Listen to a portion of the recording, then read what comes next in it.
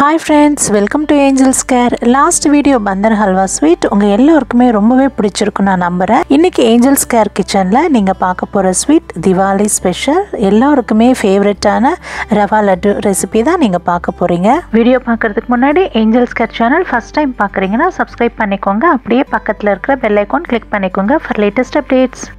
இப்போ வாங்க உங்க ஃபேவரட் ரவா லட்டு preparation பார்க்கலாம். முதல்ல ஒரு panல 1 tablespoon ghee add பண்ணலாம்.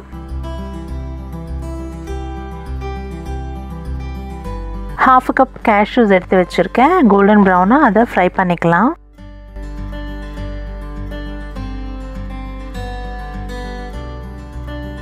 இப்போ ஒரு பவுலுக்கு ட்ரான்ஸ்ஃபர் பண்ணிக்கலாம்.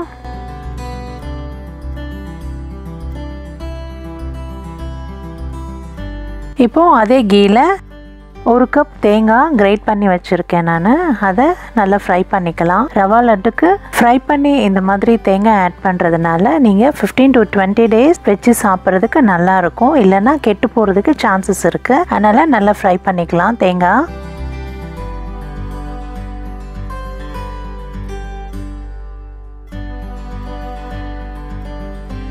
இப்போ ஒரு தவால 2 tablespoon கீ ஆட் பண்ணலாம்.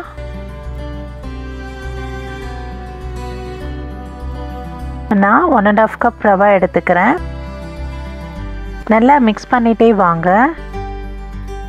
இப்போ again half a cup rava add பண்ணுறேன்.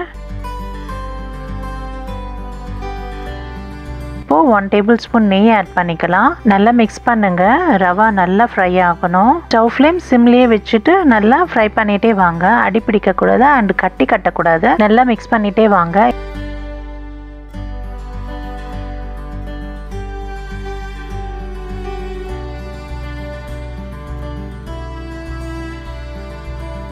இப்போ சுகர் ஆட் பண்ணிக்கலாம். நான் 1.5 கப் ரவைக்கு 1.5 கப் சுகர் ஆட் பண்ணிக்கிறேன். நல்லா மிக்ஸ் பண்ணிக்கலாம். அடி பிடிக்காம நல்லா ஃப்ரை பண்ணிக்கலாம்.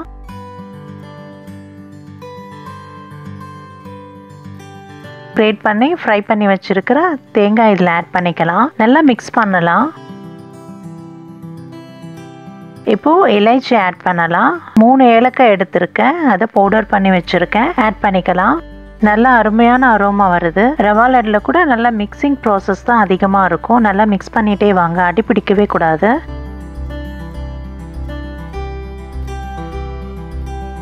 இப்போ ஃபைனலாக half a cup milk add பண்ணுறேன். நல்லா அடி பிடிக்காம மிக்ஸ் பண்ணிட்டே வாங்க.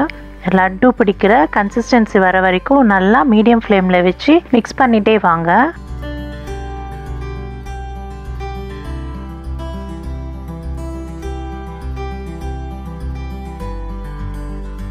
இப்போ இந்த கன்சிஸ்டன்சி வந்ததுக்கு அப்புறமா ஸ்டவ் ஆஃப் பண்ணிக்கலாம். ஒரு 5 to 10 minutes நல்லா ஆறட்டும். உங்க கை சூடு தாங்குற அளவுக்கு நல்லா ஆறின பிறகு நம்ம ரவா லட்டு பிடிச்சிக்கலாம். இப்போ ஆறிடுச்சு பாருங்க. ரவா லட்டு பிடிச்சிக்கலாம் ஒன்னொன்னா.